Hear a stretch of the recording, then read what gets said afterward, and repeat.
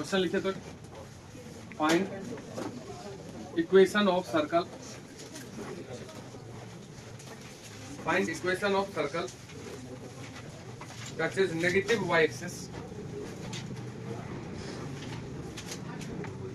That is negative y axis मतलब origin से नीचे टच कर रहा है एट ए डिस्टेंस 3 यूनिट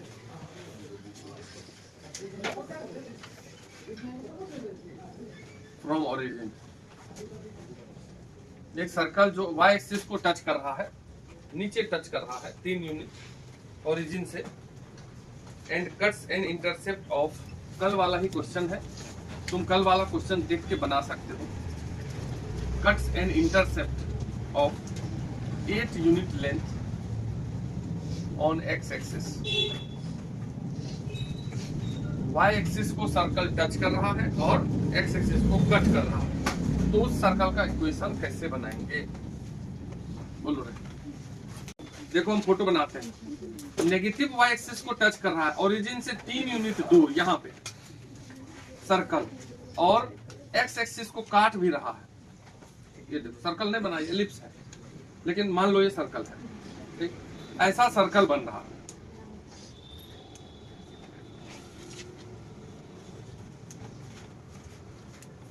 ये यहाँ टच कर रहा है, ओरिजिन से 3 यूनिट नीचे टच कर रहा है, तो इस पॉइंट को क्या लिखोगे?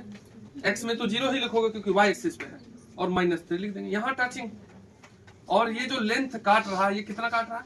8, ये लेंथ है 8। चलो यही दिया, बोल रहा है इस सर्कल का इक्वेशन लिखिए। तो जहां टच करता है ना सर्कल, वहां से परपेंडिकुलर लाइन लेके जाओ, सेंटर पे चलेगा। तो यहां से हम आगे बढ़े तो x में ये 0 पे है, अब बढ़ के कहीं और चला गया तो x बदल गया, y में नहीं बदला क्योंकि जितना नीचे था उतना ही नीचे ना सेंटर है, तो y वही -3 रह गया। यहां तक तुमको बताया, अब आगे बढ़िए थोड़ा थोड़ा, जरा जरा लिखो, फोटो भी बनाओ। पहले इक्वेशन ऑफ सर्कल लिखोगे कि नहीं? तो इक्वेशन ऑफ सर्कल, जब सेंटर पता हो तो सर्कल का इक्वेशन लिख लेते हैं। सेंटर देखो हम अपने आप से लिख लिए हैं, तो जो अल्फा कोऑर्डिनेट है ना x, तो उसको हम लिखते हैं x माइनस अल्फा का स्क्वायर, तब ना सेंटर यहाँ से अल्फा आया होगा। अब y कोऑर्डिनेट कितना आया है? -3, इसको क्या लिखोगे? y प्लस 3 का स्क्वायर, तब ना यहाँ से 0 करेंगे तो -3 आएगा। अपने मन से ये लिखिए, इक्वल टू रेडियस का स्क्वायर। रेडियस कितना? तो ये दूरी रेडियस ही कहलाता है। तो x में 0 है, बढ़ के कहाँ चलेगा? तो ये दूरी कितना हो गया? अल्फा का स्क्वायर। ये हुआ सर्कल का इक्वेशन इस फोटो के हिसाब से। अब इसको सॉल्व कर लेते हैं। X square plus alpha square, 2ab करोगे तो 2 alpha x plus y square plus 9y plus 6y equal to alpha square. Alpha square cut गया, ये हो गया x square plus y square minus 2 alpha x plus 6y plus 9 equal to 0। ये बना circle का equation. और question में बोला है कि this circle cuts an intercept 8 unit on x axis. तो x एक्सिस पे जो लेंथ काट रहा है वो 8 है। तो अब यहाँ से x एक्सिस का इंटरसेप्ट का फॉर्मूला होता है 2√g² - c, यही होता है। तो क्वेश्चन में ये दिया हुआ है कि x intercept made by this circle is equal to 8। x intercept जो बनाता है उसका क्या फॉर्मूला होता है? ये होता है। तो यहाँ से 8 को काट दिया तो √g², रूट भी हटा देगा, उधर चला जाएगा रूट, तो g² - c इक्वल टू 16। अब इस फोटो में, इस सर्कल में ये बताओ कि c क्या है? इस c इज इक्वल टू 9 और g क्या है? तो जो x का कोफिशिएंट होता है वो 2g होता है। 2g is equal to -2 alpha, ये 2 और 2 कट गया तो g is equal to -alpha. तो यहाँ g की जगह माइनस अल्फा रखो तो माइनस अल्फा का स्क्वायर, c की जगह रख दो 9 इक्वल टू 16। यहाँ से हो गया अल्फा स्क्वायर माइनस 9 उधर जाएगा तो इक्वल टू 25, फिर आ गया अल्फा इक्वल टू +-5, यानी कि 2 सर्कल है फिर से कल वाला। एक इधर भी बन सकता है सर्कल जो कि 8 यूनिट लेंथ काटे और यहाँ टच करे, तो सेंटर का अल्फा 2 आ गया। तो ये जो सर्कल का इक्वेशन मान लिए थे तुम 1, इसमें जाके एक बार अल्फा की जगह 5 रख दो और एक बार -5 रख दो, तो दोनों सर्कल का इक्वेशन आ जाएगा। जब हम अल्फा की जगह 5 रखेंगे इस 1 में, put alpha equal to 5 in equation 1, तो सर्कल का पहला इक्वेशन आएगा। 5 रखोगे यहाँ पे, x - 5 का स्क्वायर प्लस ये तो सेम रहेगा y + 3 का स्क्वायर, यहाँ 5 का स्क्वायर 25 ही रहेगा। पुट अल्फा इक्वल टू -5, यहाँ -5 रखते ही ये क्या हो जाएगा?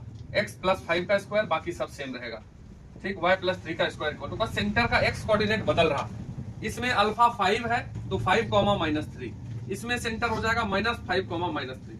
समझ रहे बात? तो एकदम सेम उसी टाइप का है कल वाला, लिख लीजिए। Position of a point with respect to a circle. देखिए क्या लिखा हुआ है, लाइन के रेस्पेक्ट में भी पॉइंट का पोजीशन चेक किए थे जो कि दिए गए होंगे। अब सर्कल के रेस्पेक्ट में देखेंगे पॉइंट, क्या देखेंगे, सर्कल के अंदर है पॉइंट कि बाहर है कि सर्कल पे है, यही देखेंगे। लाइन में देखते थे कि लाइन के ऊपर है पॉइंट कि नीचे है, लेफ्ट है कि राइट है, लाइन पे है। ऊपर नीचे के लिए क्या देखते थे, बी और L1 का साइन देखते थे, साइन सेम तो ऊपर, राइट लेफ्ट के लिए A और L1, कुछ हो तो याद रखो रे, नहीं निकालते थे। और फिर पलटा करो, बीच बीच में समय नहीं। देखो मान लो कि कोई सर्कल है x² + y² + 2gx + 2fy + c = 0। तो अगर हम सर्कल का इक्वेशन ये मान लें तो सेंटर क्या होगा, क्या होगा, -g बोलिएगा, ये ना होगा सेंटर। और एक पॉइंट मान लीजिए बाहर है P, x1 y1 दिया हुआ है, पहली बार मान लिए हैं, अब बाहर वाला कंडीशन निकल के आ जाएगा। तो इस फोटो से क्या क्लियर दिख रहा है कि अगर सेंटर का नाम वो दे देते हैं तो ये OP डिस्टेंस जो है वो रेडियस से बड़ा होगा, क्योंकि रेडियस तो इतनी बड़ा होगा, OP बाहर आ गया तो दिक्कत। अब वो से P का दूरी निकालो, दूरी कैसे निकालते हैं, x - x, तो ये x1 - g क्या हो जाएगा, x1 + g का स्क्वायर। फिर ये y1 - f, y1 + √, is greater than. और रेडियस का फॉर्मूला क्या होता है, √g² + स्क्वायर रूट हटा देते हो दोनों तरफ, तो होल स्क्वायर सॉल्व करते हैं, x1² + g² + 2gx1 + y1² + f² + 2f(y1) is greater than g² f² minus, यहाँ से g² और f² कैंसिल हो गया। अब बच गया देखो x1² + y1² + 2gx1 + 2f(y1), और उधर से -c को इधर कर लो तो +c इज ग्रेटर देन 0। अस्थिर रहो, ठीक है। अगर हम कोई लाइन लेते थे ax + by + c = 0 और कोई पॉइंट होता था x1 y1, इस पॉइंट को यदि इस लाइन पे रखेंगे तो x1 रख दिया x की जगह, y की जगह क्या रख दिए y1, तो ये तो 0 होगा नहीं क्योंकि पॉइंट बाहर है। तो इसका जो वैल्यू आता था इसको क्या नाम देते थे, L1 देते थे। तो तुम ये सर्कल का इक्वेशन देखो और इसको देखो, दोनों एक ही जैसा है, लेकिन बस x की जगह क्या है x1, फिर यहाँ y की जगह क्या है, सब जगह देख लो। मतलब यही वाला x1 y1 इस सर्कल पे रख दिया गया। तो अगर किसी पॉइंट का पोजीशन चेक करना होता है तो उस पॉइंट को हम उस सर्कल पे रख देते हैं, और अगर रखने के बाद ग्रेटर देन 0 आया तो point lie outside the circle. बात समझ रहे? तो हम उसका नाम हम नहीं देते हैं, देते आ रहा है सब, तो इसका नाम हम देते हैं S1, C1 देना चाहिए था, सर्कल में रख रहे हैं, जनरली सारे बुक में S1 ही लिखा रहता है। तो अगर S1 का वैल्यू ग्रेटर देन 0 आया, S1 क्या है, पॉइंट को सर्कल पे रखने के बाद जो वैल्यू आया वो क्या है S1। तो if S1 is greater than 0 then point lie outside the circle। कोई समझ रहा है कि नहीं?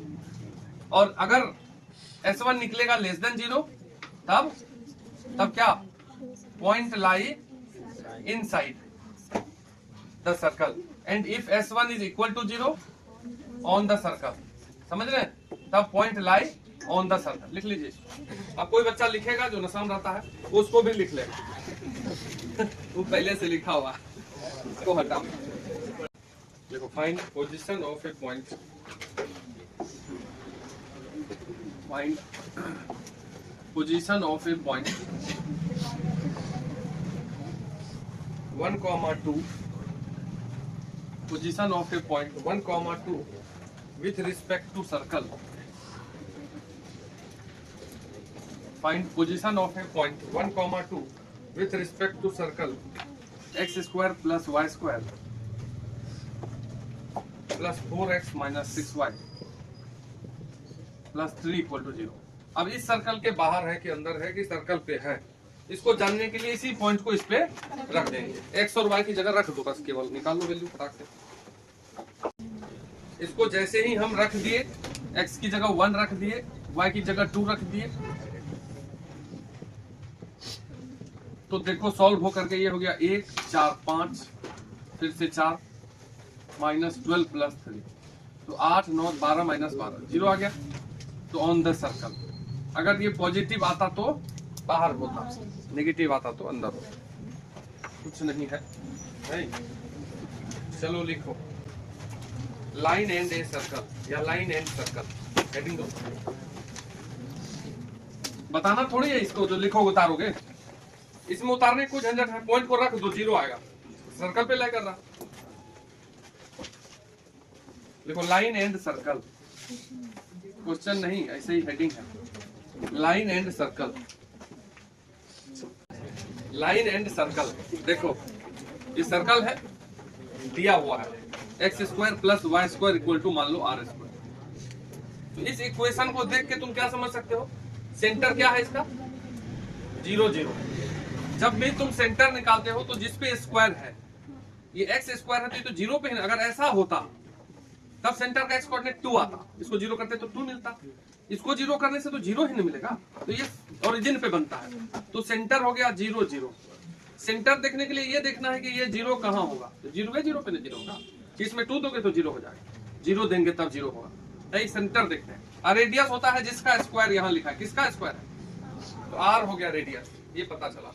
इक्वेशन सर्कल का दिया हुआ है, उससे फोटो बनाए, और एक लाइन दिया हुआ है, मान लो ये लाइन, कोई भी लाइन दिया हुआ है, कुछ भी ax + by + c बराबर, ये गिवन लाइन, गिवन सर्कल। समझे बात क्या बोल रहे हैं? अगर कोई लाइन दिया हुआ है, कोई सर्कल दिया हुआ है, तो हमको ये पता करना है कि क्या ये लाइन सर्कल को टच कर रहा है। तुमको ये पता करना है कि ये जो लाइन है ये सर्कल को टच कर रहा है कि, टच मतलब टेंजेंट होता है। क्वेश्चन ये है कि क्या ये लाइन इस सर्कल का टेंजेंट है या फिर सीकेंट है। सीकेंट समझते हैं, जो टच करते काटते हुए जो जाता है, ये होता है टेंजेंट, ये होता है सीकेंट। और अगर बाहर से जाएगा तो नाइदर टेंजेंट नॉर सीकेंट। ये सब समझते हैं, चलो नहीं समझते तो हम बता ही रहे अभी। तो देखो सबसे पहले अगर लाइन और सर्कल में ये पता करना हो टेंजेंट है कि नहीं, तो सेंटर से उस लाइन का डिस्टेंस, परपेंडिकुलर डिस्टेंस, जिसको हम d बोल दिए, वो निकाल लेंगे। किसी लाइन का किसी पॉइंट से परपेंडिकुलर डिस्टेंस निकालना आता है हमको। अगर हम ये परपेंडिकुलर डिस्टेंस निकालें तो इस पॉइंट से इस लाइन का डिस्टेंस कैसे निकालते थे, पॉइंट को लाइन पे रख देते थे, 0 0 किसमें रख देंगे, तो ये 0 और ये 0 बचेगा क्या, केवल c, इसमें मोड लगा दिए। और रूट अंडर x का कोफिशिएंट का स्क्वायर, जैसे भुला भुला आदमी सब याद आता है ना, वैसे ही भी याद करो। नहीं आता तब तो ये भी याद करो कि हम पढ़े थे कभी, परपेंडिकुलर डिस्टेंस किसी पॉइंट का किसी लाइन से कैसे निकालते थे, उस पॉइंट को रख देते थे और जो कांस्टेंट बच गया वो लिख दिए, और root under a² + b²। Mod क्यों लगाए हैं कि डिस्टेंस नेगेटिव नहीं होता। ये डिस्टेंस पहले फाइंड कर लिए, अब हम चेक करेंगे कि क्या ये डिस्टेंस इक्वल टू r है। अगर ये डिस्टेंस जो है ये r के रेडियस के बराबर ही होगा तो लाइन यहाँ होता होगा, तब वो टेंजेंट होगा। क्योंकि सर्कल दिया है तो रेडियस भी दिया हुआ, डिस्टेंस निकाल के चेक किया r के बराबर आया, if d is equal to r then line is tangent to circle. ठीक, और अगर हम देख लिए कि d is less than r आया तो मतलब लाइन अंदर ही बनता होगा, तब ना ये d छोटा हो जाएगा r से, तो मतलब देन लाइन इज सीकेंट। बात समझ रहे हैं? सीकेंट मतलब वो लाइन जो सर्कल को काटता है, टू सर्कल।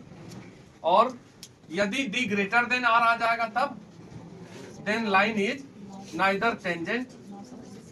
तो लिख लीजिए इसको, लिखो रे, लिखो लेंथ ऑफ कॉर्ड। हटा दिए, आधा घंटा से घूम रहे थे हम, हटा दिए बोलना। बताओ length of chord, length of chord, chord क्या होता है?